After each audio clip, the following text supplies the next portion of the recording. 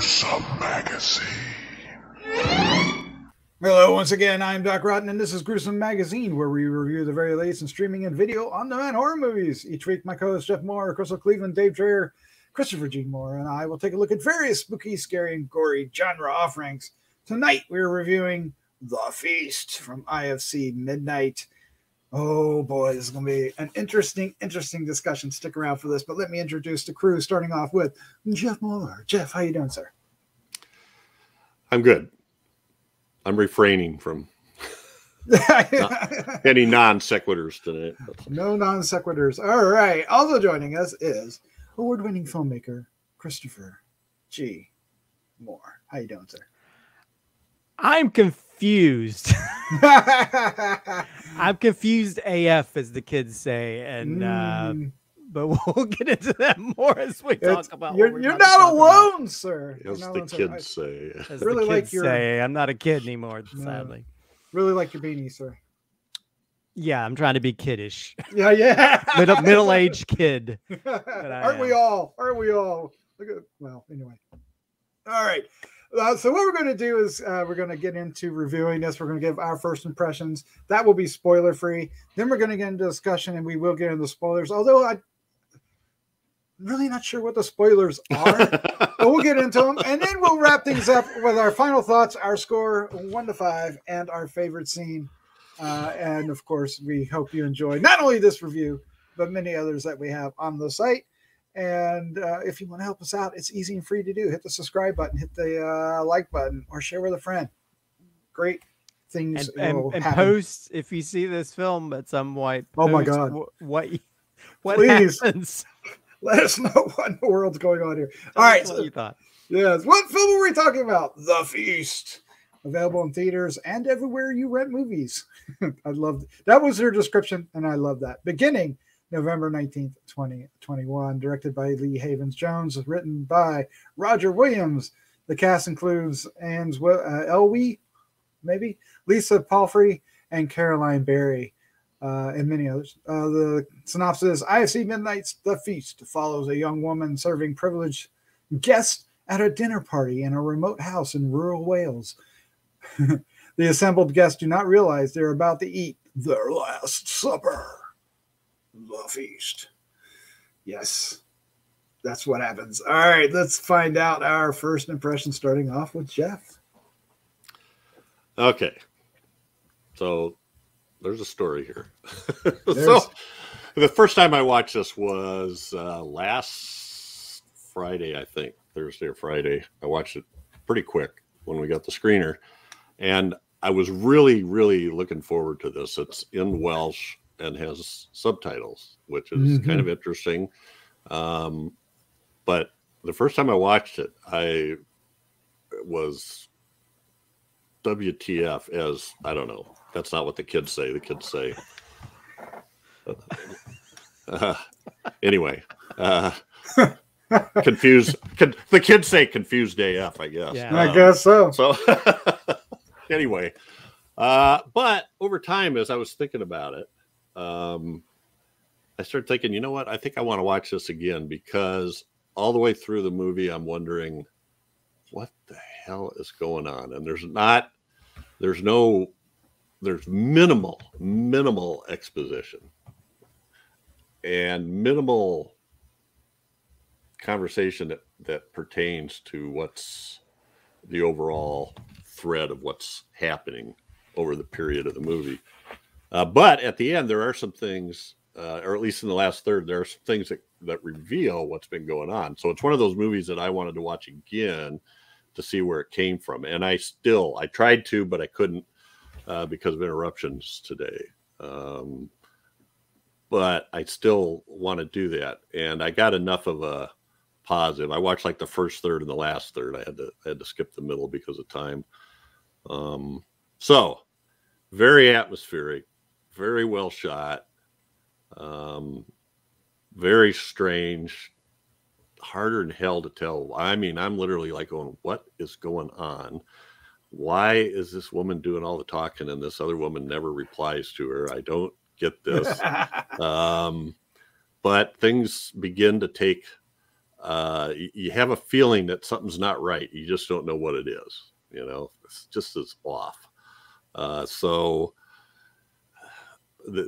I can always hang in for atmosphere and beautiful cinematography and decent, pretty good acting, even though I don't know what the story is they're acting to part of the time. But, you know, by the time we got to the end, I got kind of a kick out of it. And I am going to watch this again. Oh, wow. To watch this straight through from beginning to end, because I think there's something there. And my interpretation right now is that it's, you know, it's kind of a folk horror with wrapped in an eco horror in a way. So it's, but nobody comes out and says, here's what this is about. Here's what happened to these people. You just got to kind of go with the flow. Yeah, and it's a very, very meandering flow. Is that all right? But Christopher G. Mohr, what's your first impression of The Feast? I don't like that. I don't think a film in recent memory has made me. I mean, literally, I was saying this out loud in my house by myself. What is happening? What is happening? What? I mean, I was like, kind of. I mean, first of all, I will say, the cinematography is off the hook. The visually, the way the film is shot is very beautiful. The way things are framed, just the camera work, the use of lighting, it's all really well done. But there's also some very long, sort of really awkward scenes. Kind of, I mean, it's very voyeuristic, especially at the very beginning. It feels it's almost like if Rear Window was more pervy. I guess it's just there's moments like I don't. At the very beginning, I was like, I hope this is not where everybody has some kind of pervy mystery about themselves, because I was like, I don't like where this is going at the very beginning, because it's like, this is weird. But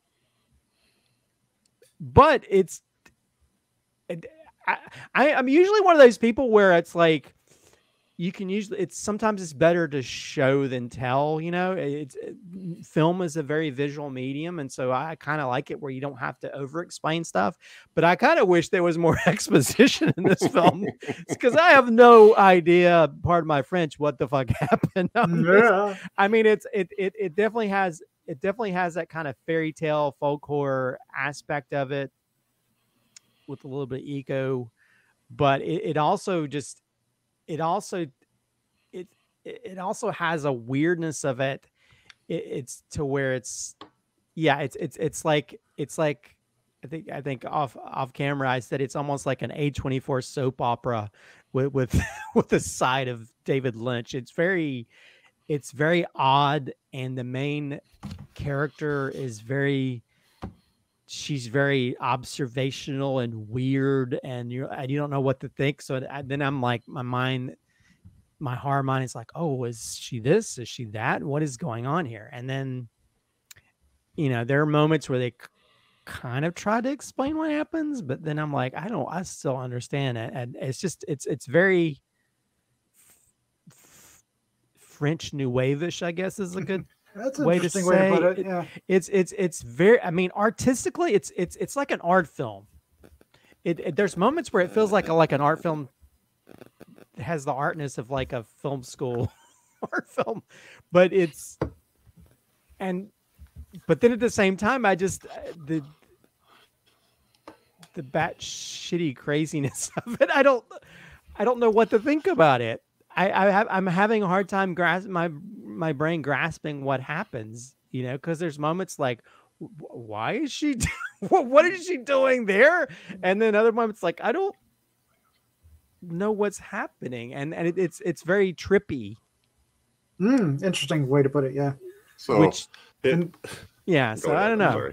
No, literally, I'm stop rambling because I'm like I have no idea what. I don't know why you were talking, Chris. The thing that was running through my mind is the Bob Dylan song "Ballad of a Thin Man." The chorus is, "You know something is happening, but you don't know what it is." Yeah, it walks this line between being beautiful craziness and pretentiousness. You know, it kind of walks that line and I can't. I guess that's why I'm kind of thrown. I don't know whether to say, oh, this feels as like this is trying to be too overtly artsy, or this is kind of beautifully crazy cool. And so, but it's, I don't know. Yeah, you could. It is an artsy fartsy film. That's an expression that we've used on the show before, especially when Dave's here. Dave runs, anytime A24 shows up, artsy fartsy falls behind it. And this very much followed by the word turd, usually. Yeah, for Dave. But and usually that kind of is followed by pretentious, right? But I don't think this didn't feel pretentious. It felt purposely artful, right? I mean, the director and the cinematographer have a very artistic eye in setting up the shots. I mean, it's very it draws you in. It's almost mysterious, and then the acting I thought was really strong, and the absence of some elements that you expect is kind of oddly magnetic, and you're watching it, but I think it just draws you in because you're trying to go like, what? and if you get into that, you're just glued to like what's going on. But it is it's very purposely paced, right? It's not quickly edited. There are long shots where people are just in the corner of the frame staring at something, but it's so beautiful at the same time. And there's this like intrigue of, okay, we're suddenly in this place where this young lady named Caddy is going to, help prepare the meal, and something is off, and what is it? And we're all, you're watching and you're listening and you're waiting for it, and it's not really going to tell you. It's dangling it in front of you a lot of the time, and it's odd. It's odd, and I'm with you guys. I don't know what to make of it. I definitely do not dislike this film, but I wouldn't say I love it. And it's not in the middle. It's not in the middle at all. But I don't know how to describe the effect of this film. And it's puzzling in how it affects you. It's puzzling in what it's trying to say. It's puzzling in a lot of ways, but sometimes it works. I think one of the things that draws you in or keeps you interested is there is a very slow, gradual, but increase in or escalation in what's happening, right? You start off with almost nothing happening, one-sided conversations and stuff. Yep. And then as it goes on, a little weirder. And then in the last third, well, each family member is just a little more weird than the last one, right? Like the mother is strange because she is talking and never expects an answer. And then we get the one brother who's doing some weird bicycling and weird clothes and touching and shaving and really, really uncomfortably weird. And then you got the other brother who is obviously strung out. And then the father shows up and he's, I don't know what he is, but he's killed 2 bunnies, which is, a hunter is going to be a hunter, but it really sets off our other character, but he's not exactly normal either when he comes in. And then he has this weird hearing problem. It rings and it makes him double over, but he's not telling anybody. It's all these like, what the hell is going on? And then we get 2 visitors show up for this feast and they're weird too. The way that one guy eats just irritated. Oh my God. It's just I was like, what are you doing?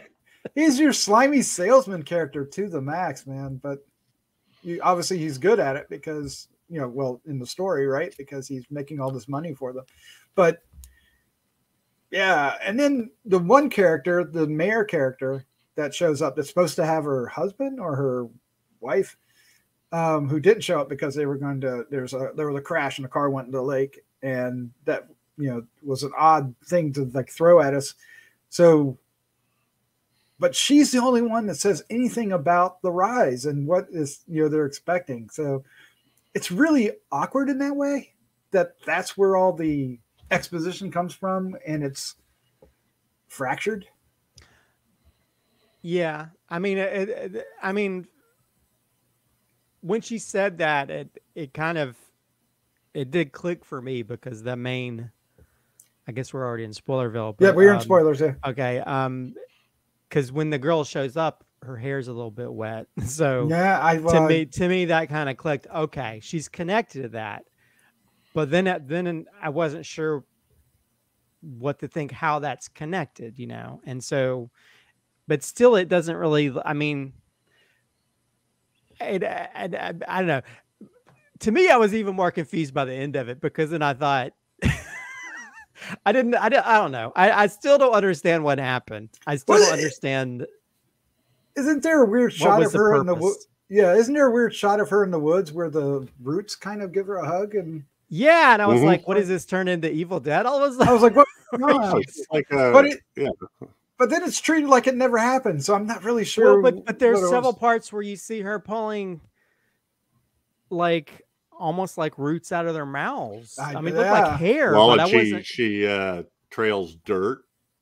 Yeah, there's granules of dirt, and then when she gets scared by that shotgun shot, and kneels down with her hands on the table.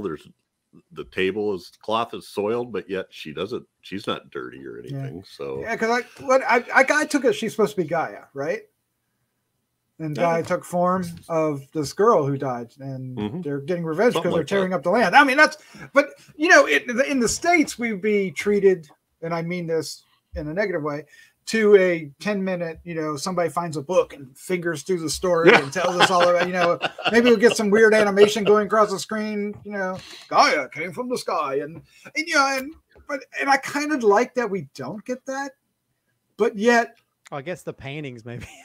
Well, there's representation of that. Yeah, but then but then at the same time, it's like I kind of miss it. So wow, it's such a fascinating. I kind of wish there was a little bit more exposition in regard to that. Well, when I started watching it the second time, it seemed to me that there's no explanation of it, but there are sequences of things that happen because of what happened right before them. Even though you just have to kind of realize that. Like when the guy's hearing the ringing in his ears, I'm trying to think of what I wrote some down, but now I can't. The ringing is the same thing as the glasses that she's playing with she sticks her finger on. So that the ringing is the same sound as that. That's interesting. Yeah. And she hears the one kid playing the guitar outside. And then shortly after that is when we start hearing her humming, which eventually becomes a song. It's all this like weird progression. Which is the song that the woman's mom sang. Yeah. And then she does a weird thing with the glass that the guy breaks, and then the little fair that oh my god! Like, what the hell is she doing? She looks in the mirror when she's changing her blouse, like it's. And that fits in with that too, but that's sort of like she's looking at that like it's the first time she'd seen her body, which fits into the later explanation. But then she puts these earrings on out of the mother's jewelry box, and then just laughs, and I'm like, I don't know what's. I don't know where that. Yeah, I mean, again, I don't know if it's lost in translation or something. Maybe it means something. I don't know. I don't think any kind of translation is going to help with this. I think it's intentionally like avant-garde. Avant-garde. Avant-garde's a good way to put it. I like that. To me, it's like if this event happened, right? It really happened. That this might be the way it looked. We don't give a crap about explaining anything to anybody. But if we had this weird thing that was resurrected that possessed this body, it could happen like that. and there wouldn't be any explanation. You just have to kind of see what happens in sequence. There are some captions in different parts. What is there? 5 different parts?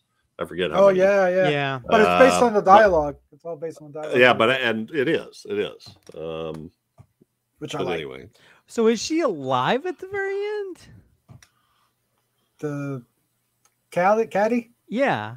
Oh, I would have thought not, but is she? Because I guess I was kind of I thought maybe she was gonna possess the mom's body. I mean, I don't know. I thought maybe she was more of a I don't know. I thought that at one point. I mean, I thought maybe the entity possessed the dead body of the girl that went into the water, and then she's got to find a new live body. So that was my thought process on what was happening. But still, I don't understand. I mean, I understand probably the underlying thing is the whole eco horror. Well, the whole family and the salesman are dead at the end. The only one who lived is the neighbor who doesn't buy into that and leaves. And also, if you think about it, she stuck that thing in his ear in the same way they were drilling into the ground. Ooh. But he did it himself. That was awesome. Well, she just gave him the tool, and he went. Yes. Well, I felt like was she not pressing on that, or he actually did that? I thought it was just him, but maybe she was. I thought she was. It's kind of hard to tell, but it's And I was thinking he's got this searing pain in his ear anyway, and now this is becoming because then I guess I was kind of confused because I felt like, well, maybe she gave like the mushrooms to them and they're all tripping out and she's using that to her advantage. I mean, there's like so many different elements of this. I'm like, what? Right. Yeah. And then she licks off all the maggots off the guy's leg. Oh my God. That was so weird. Then isn't that the leg that the mother's cutting slices off of? Yeah. Yes. Yeah. So that's now it's out on the kitchen table. Yeah. And then her other brother had to chop it off. Oh God. Before she did the glass treatment to him. And she goes out, everything's gone to hell. She goes out the door and goes something like, "Boys, it's late. It's time to come in now." And they come walking in. The one guy's carrying the other body, and then she runs out and goes, "I told you not to go to the rise." I know. I was like, what? You're not supposed to play in the neighbor's yard or something like that. Yeah, you got the one, his brother's dead, and he's got all his blood on his crotch. They're like, what is happening here? If I did an audio commentary for this film, my dialogue would just be that. I'd be like her, not really speaking, except I would just say, "What is happening?" One more question. We see the father laying out in the grass with his shotgun, and then at some point he gets up and walks over, and there's already 2 rabbits hanging there. Yeah. And then later on, we hear 2 shots. So did he actually shoot those rabbits or not? I think he bought them. That's what I was thinking. I think again that just shows you that like he's not willing to do his own dirty work. Well, and you know who my husband is, don't you? He's your member of parliament. So that was a telling line in her psychology. Well, but again, a lot of the lines are just very, very odd. It's I don't think they're not conversations people normally have to some degree in certain parts. Like the whole thing where he's like, "Oh, my father, shoots innocent creatures." I mean, it's just really weird dialogue sequences. They're just like, I don't know or like the sequence where the father is talking to her in the hallway, and I'm like, there's like a weird sexual weirdness there, and I'm like, I don't know what's. Well, I was like, is he perving on her? What's going on? Well, I know that, and there's that's what it seemed like. I don't know what to think. I felt like at the beginning, that first section, I felt like what was being revealed was it was a family of narcissists. The mother is totally absorbed in what she's doing. She's having this dinner, blah blah blah. The father's out there trying to impress people with him being a hunter, even though apparently he hasn't actually shot him. But he shoots a gun off to make him think he did.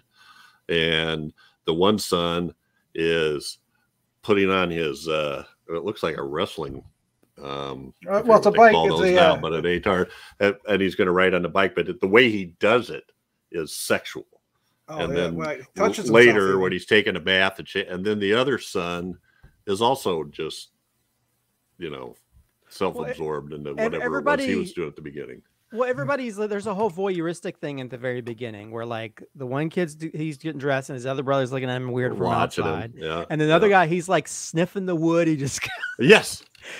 He wipes off the axe blade and smells. And then I'm like, this is why I was like, is this going to be some kind of weird where people have weird pervy fetishes or something? I was like, I don't know if I'm ready for this type of foreign film at this point. It just felt like everybody, and then the girl saw him, and then later on the girl's looking at the guy when he's like, and I was like, I hope nobody yells and the guy cuts his dick off because he's like chafing around his crotch. I was like, there's so many weird moments like that. The axe and the axe head just falls off the axe. Yep. So, and that doesn't go well either. So. Well, yeah. Well, and I think what you said earlier, Doc, about how it's purposely artful, that could also be a definition for pretentious. Well, it could be. It could be. It could be. But I feel like there's insinuations about everything. There's everything. There's meaning behind a lot of different things on purpose, but I don't know. Yeah, it's the filmmakers know, but we don't. Yeah, kind of thing. Yeah. It's definitely walking, like you said, walking that line. And sometimes it weeble wobbles one way, and the other times it weeble wobbles the other. So it's. And there's flashbacks and scenes too. So weird. Or flash forwards, I guess. Is it? I don't know. I got real confused about when the fire started and when they put the bodies got put on. Well, there's a you see a flash forward to when she's licking on the leg later. I mean earlier. Do you? Yeah. Okay. So I didn't think that was. So I don't know. I felt like they were trying to make us feel like that we were tripping on the mushrooms. They might have. One guy was like injecting between his toes. I know. What the fuck? All right, guys, let's wrap this up. Let's give our final thoughts, our score 1 to 5, and our favorite scene. Jeff, you are up first, sir. Oh boy, am I going to catch it? As weird as it is, this is the kind of film that I like what you're saying, how it kind of walks the line, and if it was a little farther over the line, it would turn me off, but it's in that spot where it interests me and I'm intrigued, and it's beautiful enough to watch that it doesn't bother me to watch it again to try to see if there's something there that I'm missing, that was connected in the background, other than that general overall type of folk horror, eco revenge kind of thing. And I feel like there's more to it behind it, but that's probably the basis to it. I'm going to give this a 3.75. Oh, nice. And nice. I kind of want to go higher, but I'm not going to until I watch it again because there may not be anything there. I don't know. The favorite scene. Well, geez, there's so many to pick from. 90 minutes of them. Yeah. I'll take the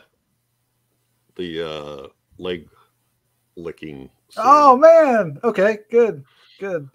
Just because it was shocking, it was well done. It kind of fit the idea of she's from the earth, or the spirits of the forest or whatever it is. And the maggots, yeah. Oh, that's so gross. Maggots are gross, and then the leg is sort of like what Chekhov's gun, because it turns up later. No, it does. Oh my god! It shoots you in the first place, but it turns up later. Yep. Tattoo it, MacGuffin, right? All right, Christopher G. Mohr, you're up next. Your final thoughts, your score, and favorite scene. What is happening? I feel like this is what this film should be named. What is happening? And whatever the original language, this is an oddity. this is an oddity. This is something I'm kind of, I don't know what, I really don't know what to think about this. Maybe, you know, maybe I need to be on mushrooms to understand it fully, but it's, yeah,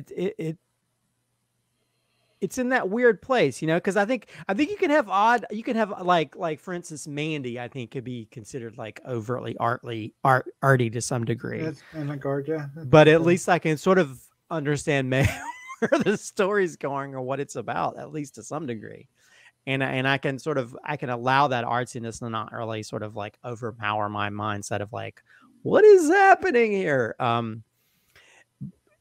But I think, I don't know, I just feel like that at the same time, I think it's sort of like how I like some David Lynch stuff, but other stuff I don't like as much because I feel like it's just being weird for weird's sake.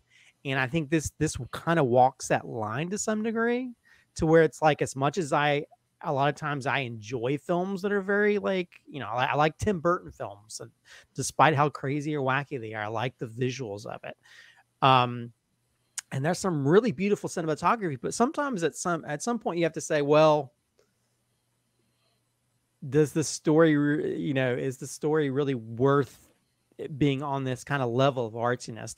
Is there enough support for this to happen? I think, because otherwise it just becomes like an art project thing, like something you'd see like in a museum where it doesn't really make sense, but it makes sense to the artist. And I still feel like there needed to be a little bit more structure, I guess, to possibly explaining it. You know, I think you don't necessarily have to explain everything, but at the same time, you just can't throw a bunch of stuff on the canvas and expect people to like, okay, there you go. So yeah, this is a weird oddity. I could definitely see a lot of people probably being angry just because they're like, I don't know what the hell's going on here.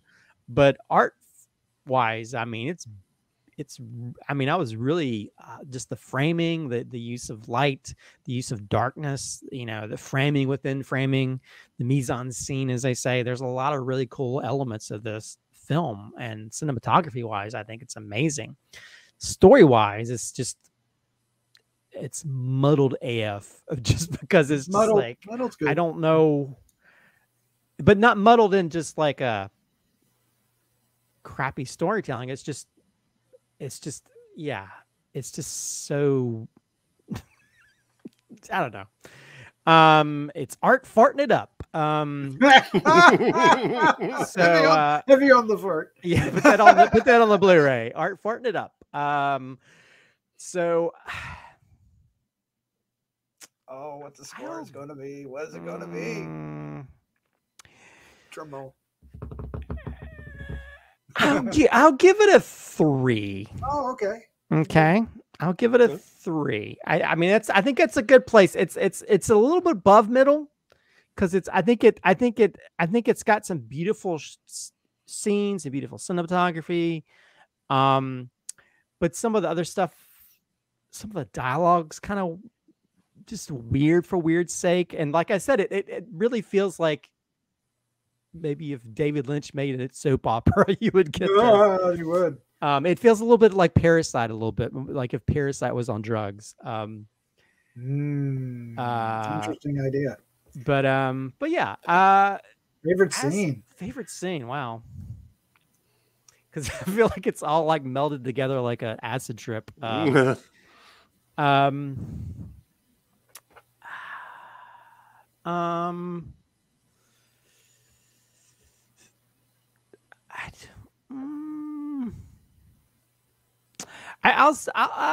say when she's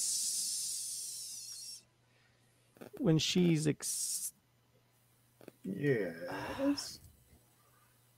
I don't know. I don't know. I'm so befuddled in my brain. I'm not sure if I could pick. I don't know. I mean, I think. If you guys could, those listening, if you could see the gears running in his head, he's trying to like did that the really smoke happen? is leaking out. I mean, I guess maybe the scene where she's trying to decorate the table and the gun goes off. Mm. Maybe. I mean, I was gonna say the glass scene just for shock's sake, because I'm like, what is she? Oh no, what is happening here? What is happening? Why? And I was like, and then at the same time, like, oh, the Chekhov's glass. This is gonna show up later, and I don't want to predict. I'm hoping this is one of those times where Chekhov's gun is not, or Chekhov's glass is not operational. But I don't know. Just to be nice, glass, not a piece of glass. Yeah. But yeah, I know. I'll say, because I think the majority, a lot of the film, she's just acting weird, and that one, just in that one scared space, I thought was an interesting scene, because you have that slow motion thing with the table, and then she's like being all fearful. So I'll say that, but there's probably a lot of weird things that you could say is your best scene. Yeah. So for me, the winning elements of it are the composition. This film has probably the most striking composition in its framing that I've seen in quite a bit. I mean, it uses negative space. It uses, things, like the walls and the hallways to the vanishing point to, direct you to where you need to be. And it really uses like the frame like a canvas. And so it is very artsy-fartsy in that respect, at the very least. But I like that. I thought that the care and the eye that it took to do that is remarkable, and it's really fascinating for me personally to watch that. So that intrigued me, and I thought all the acting was fine. I really believed all these characters and believed who they were, and it was so strange that you knew something was happening, but like Christopher says, it's like, what is happening? And I think it was an interesting enough question to ask that you wanted to know the answer. So I kind of like this movie for that. It's very slow paced. A lot of people are going to trip over that. A lot of people are going to trip over the fact that, it really doesn't help you out at all. And it almost is informing you by what it doesn't tell you. And that's not necessarily a good thing in most cases. This one makes it work somehow, but only barely, right? It's just like, one misstep along the way and this thing would have been a disaster. It's really interesting how it pulled it off. So I kind of like it. So I'm giving it 3 1/4. So just, somewhere between the two of you. I could probably get talked into 3 1/2 pretty easy. I definitely think there's an audience that would appreciate this. If you like A24 films, I think this is the film for you. If you don't like A24 films, don't turn this on. It's not going to be for you at all. This might actually out A24. It might actually do that, but in a good way. Yeah. So AF24. AF24. I like that. So my favorite scene. I was actually going to. Well, there's 2 scenes in here that are totally messed up. Just totally messed up. One of them is, the scene out in the Rise, if you will, where the brothers get it and the glass reappears. That is messed up, and it's just like, no. And then, even right before what happens with the glass, it's, that's harsh. And then the other moment is the leg on the table and she's carving it and feeds it to that guy. And he's acting really weird. And he just he's eating like a straight up animal, right? Cause he's not even, he's just shoving his face into the pig in a trough. Yeah. Yep. He's just shoving his face on the plate. And then she just dumps all that leg meat in front of him. And that was effed up. So I'm going to cheat and choose those 2 just because of how far they took it when they wanted to, right? And it didn't feel like it was out of place.